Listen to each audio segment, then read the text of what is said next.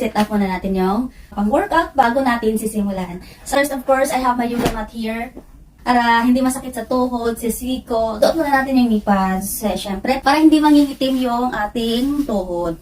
This is from Ground Peak Kangaroo. Next here is my sit-up bar. Meron naman akong video na gagamit tong sit-up bar. So, it's a waist twisting desk. So, first naman na yung fix ko is this one. This is my ab roller. Madali lang siyang gamitin. Pilates bar. So, ang ganda nito guys, nakaka-relax na gamitin. Maganda din siya and mura lang naman. I started sa 5 lbs. I have this dumbbell, 3 lbs. That does another dumbbell which is 2 kg.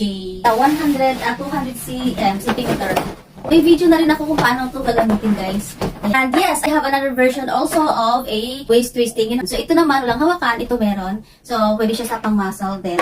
Ako, quick workout lang. So ang ginagawa ko siya is maghuhula-hoop na lang ako kaya mas mabilis. Chill-chill lang siya. This is all available in my